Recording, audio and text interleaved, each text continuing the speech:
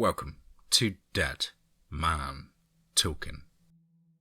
Tonight's story is from the incredible mind of HorrorQueen1212 from over on Reddit No Sleep. When as ever, please do let me know what you thought down below in the comments box. Please do like and share. Why, it really does help build the channel and our community further.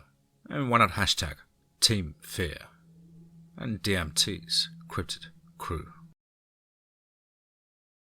And so, with that aside, let's get into tonight's story, entitled, I'm a zoologist and I've found something strange. Part 1, A Doctor's Perspective. Let's get straight into that.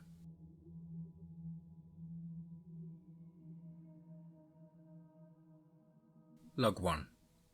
My name is Dr. Nigel Parker and I am part of a trio of zoologists focusing on fieldwork. With me is Dr. Jemma Stone. You could not find a more brilliant scientist if you tried. And there was also Dr. Travis Lugwig, a silly guy but also quite brilliant. We travelled the globe investigating complaints of deviant animal behaviour. Our speciality? Wolves. Easily one of the most misunderstood animals on the planet. And most people think of wolves as bloodthirsty killing machines, but that couldn't be further from the truth. They are extraordinary animals with complex pack dynamics. Most importantly, they do not hunt humans. Laws in many regions prohibit the hunting of wolves, but every once in a while, wolves would attack a human. The people of the surrounding area would demand that the wolves be put down, but needed to go through the proper channels. That's where my team comes in. We would evaluate the targeted packs and see if putting them down was acceptable. So far we have found a lot of human problems opposed to wolf problems. We saw cases where parents let their young children wander, unsupervised, into the wilderness where they stumbled upon a den of pups. Or they would want to play with them, which would result in the wrath of the mother wolf. We found subpar fencing around farms where wolves would attack cattle or chickens. The farmers were instructed to build better protected barriers, and of course the attacks would stop. We had yet to find these bloodthirsty, evil wolves were always promised. Instead, we found wild animals being wild animals. Educating the humans tended to be the best defense. This current call was a little strange. We were in a small town in northern Alaska, and the people were terrified. A large portion of the population had abandoned their homes and left the town to stay with relatives, and those that had nowhere to go had boarded up their windows and doors. A report given to us on the journey there said that the wolves of the area had been attacking and even killing people, unprovoked. There were even some sworn cases of wolves breaking down doors to get into houses. None of this made any sense. Travis suggested that we were dealing with a high level of hysteria, and the claims were being blown out of proportion, and Jemma and I agreed. We had never heard of wolves acting this way. Still, we tried to keep an open mind, as going in with biases went against the scientific method. We are just about to arrive in town. Signing out, Nigel. Log 2. We have been stationed in one of the abandoned homes for a couple of days now. It's a 2-story home, quite nice. The snow is definitely fallen, leaving quite the chill in the air, and so far there has been no sign of any wolves. We still came prepared with tranquilizer dart guns on the off chance of a confrontation. We also have a lot of canned food to keep us satiated. Signing out, Nigel. Log 3. I am in shock. Travis is dead. We were outside when the wolves came in like a swarm. We had our tranquilizer guns on us at all times, but when we shot at the wolves, it didn't seem to do anything. We ran back into the house, but a grey wolf grabbed Travis by the leg. He was yanked down and torn apart. The screams. I can't get the screams out of my head. They were screams of pain, screams of death. We ran inside and grabbed our things, ready to make a run for the car, but to our dismay the wolves did not leave. Well, not all of them. We could count 5 that seemed to be just waiting on us. One was even laying on the hood of the car. We were trapped. We could see Travis's mangled body in the snow, limbs barely holding onto his torso. We were just thankful that his face was looking in the opposite direction, so he wouldn't have to see the look of horror. that had to be on it. We got busy pulling floorboards up and barricading the doors and windows as best we could. We tried calling for help, but there was no reception. We just sat in silence after that. Jemma broke the silence suddenly when she said, "They're aggressive." And she had a look of deep thought on her face. Yeah, no shit," I said sarcastically. "No, think about it," she said. "When they killed Travis." "I don't want to talk about this," I interrupted. "Well, too bad," she snapped.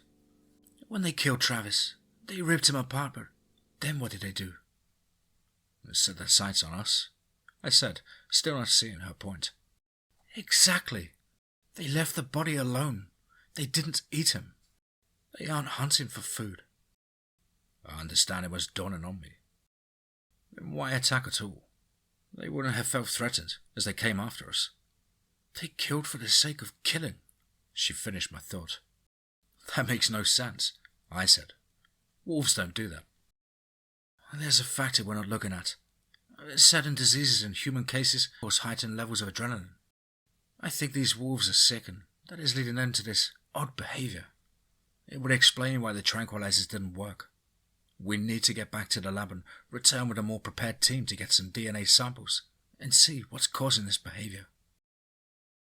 "One problem with your plan," I said. "How are we getting out of here?" Signing out, Nigel. Log 4. It's been 2 weeks and the wolves haven't left. We noticed that they take shifts so they can be well rested. They tried breaking in on multiple occasions, but the barricades have stayed firm. Still, a new danger has arrived. Hunger. We are running out of food. We now have a choice: starve or take our chances with the wolves. "We need to make a break for it," Jemma argued. "Before we lose our strength, we have a chance of surviving the pack. We have no chance of surviving starvation." I was in agreement, but we needed a plan. We needed to just make it to the car, but we need protection. We went into the kitchen, where we found the biggest knives we could find. Next, we broke off the banister, creating 2 large rods. We found duct tape and attached the knives to the rods. And there we had it, DIY spears. And Jemma and I looked at each other. This was our only chance. And slim as it was, and we had to take it. I write this log knowing it may be my last. If you don't hear from me again, then you know, well, you just know. Hoping this isn't my last goodbye. Signing out, Nigel. Part 2. A brother's perspective. Let's get straight into that. My name is Dr. Garrett Parker. I am the younger brother of the late Nigel Parker. Growing up, Nigel and I always had a love for animals. It transcended into our careers. Nigel became a zoologist and I became a veterinarian. I am currently the head veterinarian at the Los Alamitos Zoo in California. Nigel and I always used to debate on who had the cooler job. He argued that his job was better because he got to travel around the world, saving wildlife. And I argued that I had the better job because I got to work one-on-one with some of the world's most exotic animals and never had to leave the comforts of sunny California. God, I am going to miss those arguments. Now, my brother was gone. He had went on an expedition with 2 of his colleagues and never came back. Only Dr. Jemma Stone had survived the expedition, and the story she told would haunt me forever. We had almost fought our way to the car when a particularly large wolf lunged at me, she recalled tearfully. Nigel stabbed the wolf in its side, which saved me, but left him wide open for another wolf to lunge at him. There was so much blood, and I realized that the wolf had gone for the throat. The look in Nigel's eyes screamed, "Go!"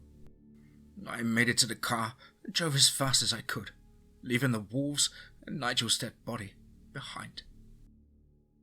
Signing out, Garrett. Log 2. After Nigel's funeral, Jemma contacted me and told me about the oddly aggressive behaviours of the wolves. By her description, I had to agree that something was off. Her hypothesis was that the wolves suffered from some sort of ailment, and it did fit, and I was determined to get to the bottom of this. Jemma had originally contacted me so I could suggest a colleague to start a study on these wolves, but that wasn't going to happen. I was going to be handling this myself.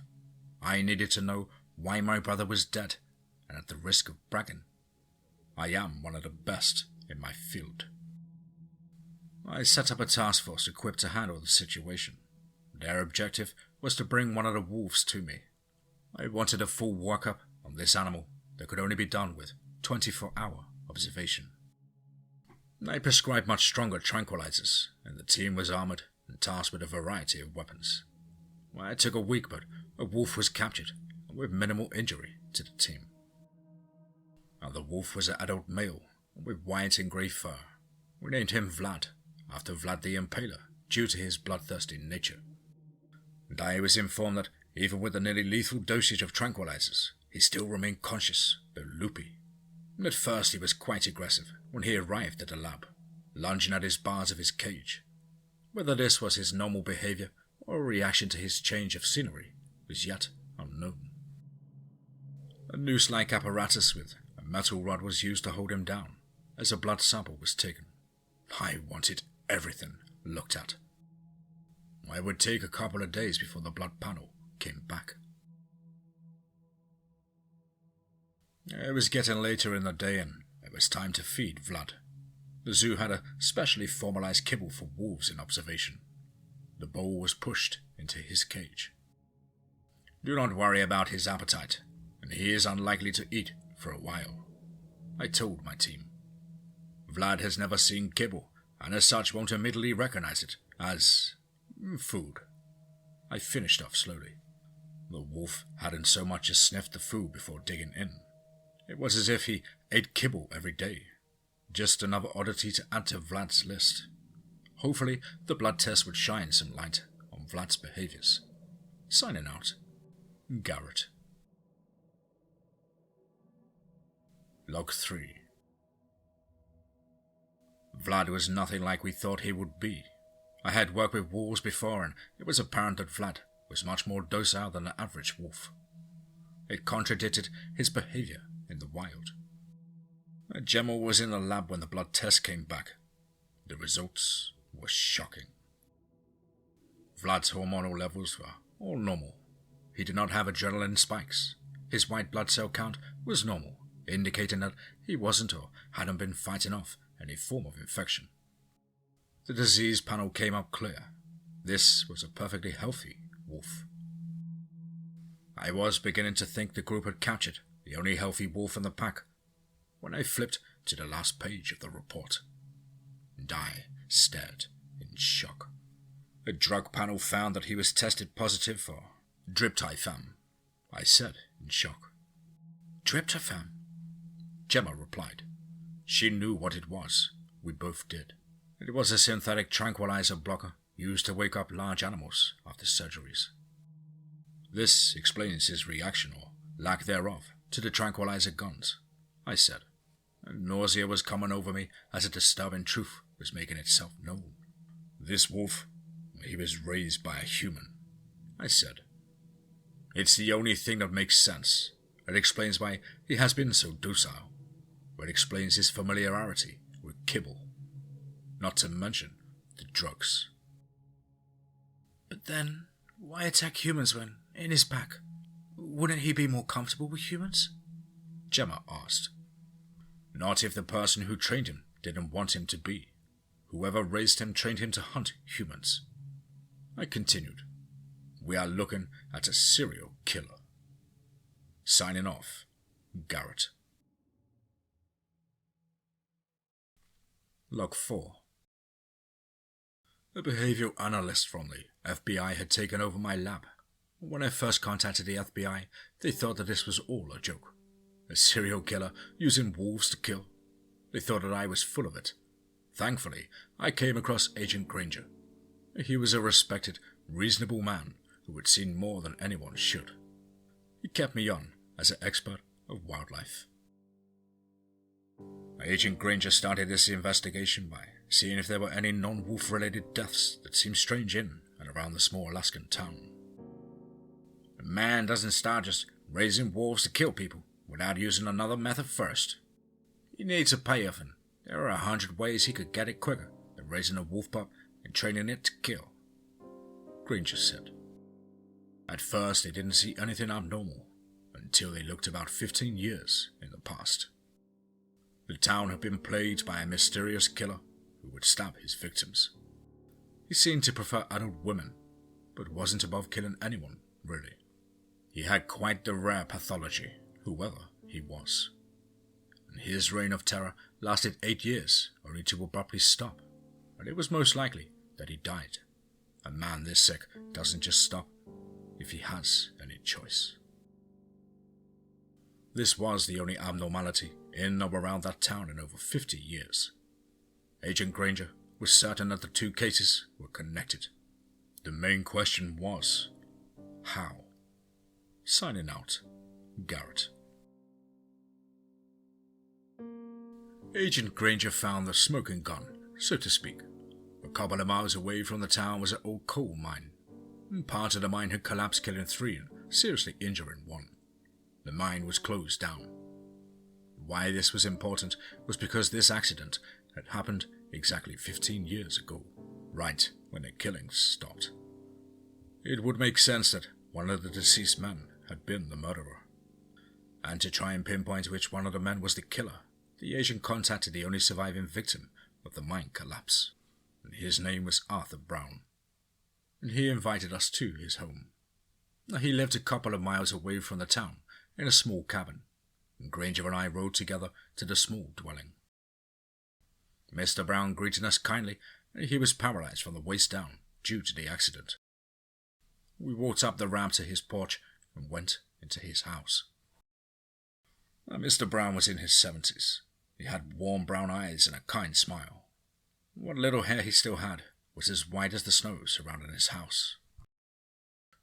"I'm sorry if the place is messy," he said.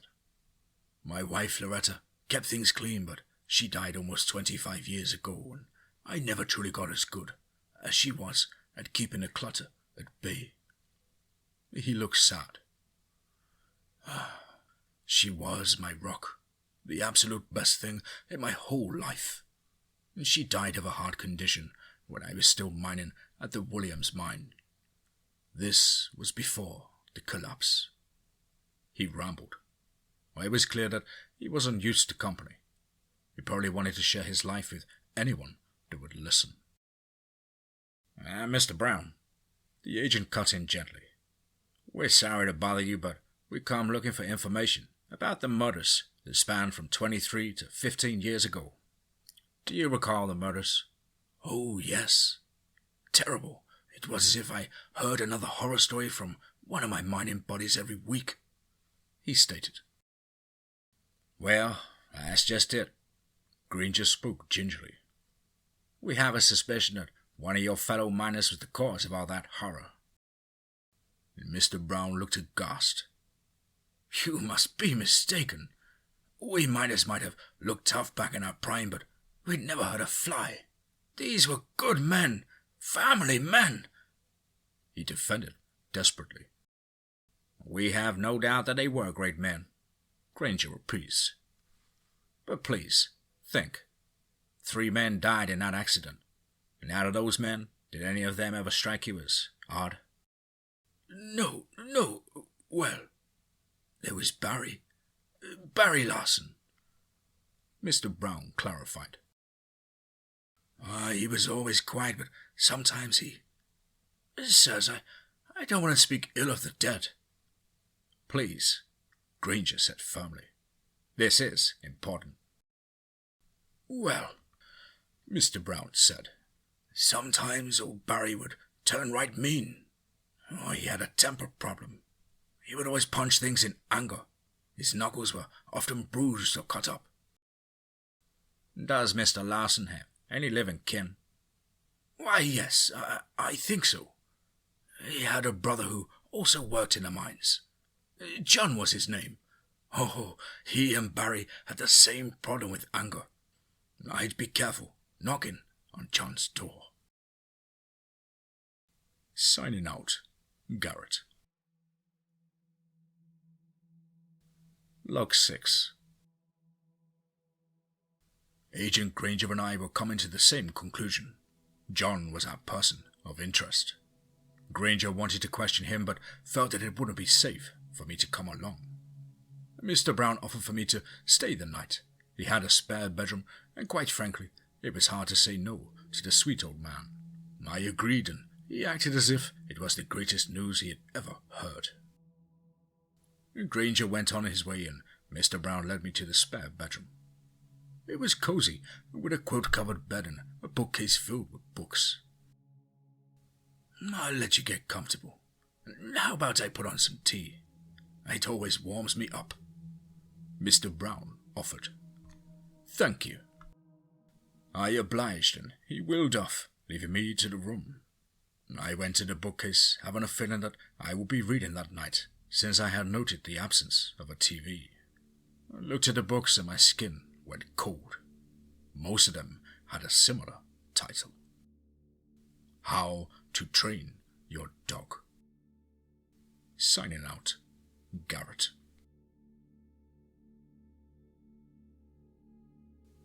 Log 7. I am alone in a cabin with a deranged serial killer. What do I do? I could make a run for it, but he has wolves that are trained to hunt down humans. I go for my phone to call Agent Granger. No signal. Jemma had warned me about this. Tea's ready. I nearly jumped out of my skin at the sound of Mr. Brown's voice. He was in the doorway with a platter in his lap, with 2 cups of tea and some sugar. My mind was racing. He didn't know that I knew he was the killer. I needed to act normal.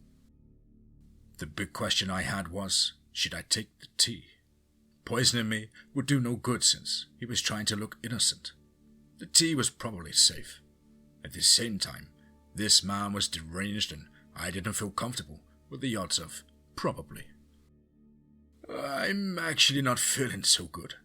I think I might just take a nap, I said. Tea will help relax you, he replied. No, that's okay, I said. He looked very confused. That's when I made the dumbest decision of my life. I glanced at the bookshelf. I didn't mean to, but I couldn't undo it. Mr. Brown's face changed to one of grim understanding. He moved his torso forward and away from his wheelchair, reached behind his back before grabbing a shotgun, and my blood ran cold. You're a smart one, you know. Now I have to get rid of you before your agent friend gets back. I want you to put your hands on your head. We're heading for the mines. The mines? I questioned. It's where I keep the wolves, he said with a smile. My heart jolted.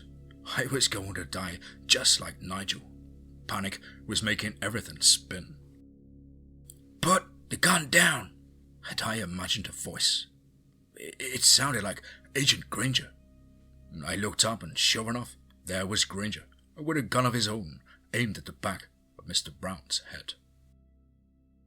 The old man's smile faltered as he realized that he was caught. How did you know? He asked. Trust me, there'll be plenty of time for talking. But first, you're gonna put that gun down. Mr. Brown didn't move. You know, Granger said in his steely voice, we're not so different, you and I. We both have killed before, and we both are just fine doing it again. I will say it one more time, and then I'll shoot. Put the gun down. Mr. Brown hesitated before finally listening. The relief I felt was overwhelming. Granger cuffed Mr. Brown's hands behind his wheelchair. Case solved. Signing out, Garrett.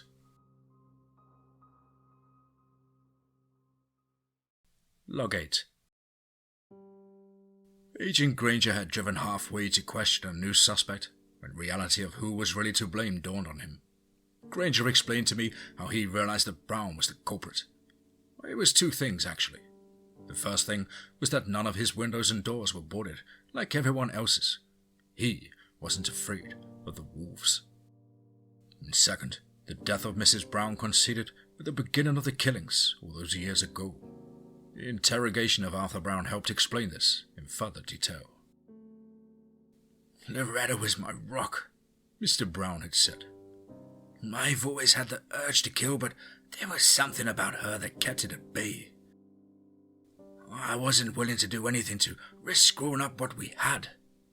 And then she was gone. My everything was gone. I had no reason to hold back anymore." He continued.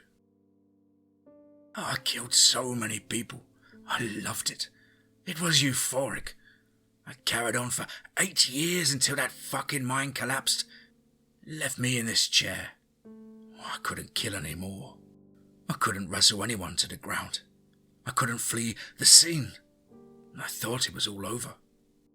Then, one day I saw this wolf that had obviously just killed its prey. Blood was dripping from its muzzle. And it gave me an idea. So I set up traps, got myself a male and a female, and waited for them to breed. They had 5 pups and I had 5 weapons. I kept breeding the wolves all the while training them, and I killed the original 2, only leaving wolves who only knew me as their alpha. And he was so smug. It was obvious he was impressed with himself. I trained them to knock down doors. I trained them to kill. And finally, I had a pack of killer wolves, 100% devoted to me, and I set them loose. This chair couldn't stop me. Nothing could stop me. "I stopped you," was all Agent Granger said before leaving the man alone in the interrogation room. Signing out, Garrett. Log 9. I had observed Brown's wolves for quite a long time, and some of the more docile ones like Vlad were sent to different zoos and sanctuaries. The untrained pups were taught the fundamental ways of survival and released back into the wild. The rest, sadly, were euthanized. Animals I get. Even the most terrifying of beasts have a sanity about them. Humans, I will never understand. They are the true beasts in this world. I went back home and on with my life. I did it, Nigel. Now I hope that you can rest in peace. Signing out, Garrett.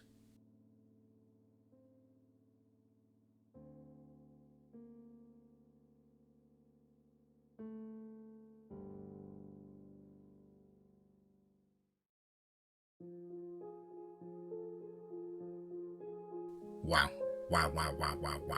Certainly another one. Wow. What an awesome and intriguing story that was. And it's from the incredible mind of HorrorQueen1212 from over on Reddit, No Sleep. Big thank you, Queenie, for the heads up on this one. Absolutely awesome production. And leaves me intrigued to see what else you produce in the near future.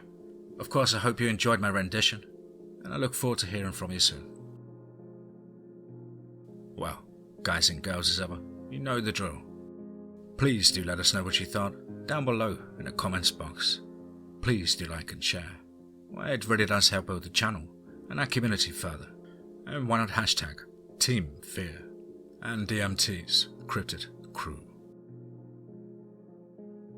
If you're an aspiring writer or would just like to have a crack at things, like myself, then please do get in contact with me at the contact email, which is as on screen. contactthedeadone@gmail.com. I really look forward to hearing from you. Hope you're all well and happy, had a fantastic week at work or school or studying, whatever it is that you do. And I hope you're staying fit and focused. But above all, guys, remember, be safe, not sorry.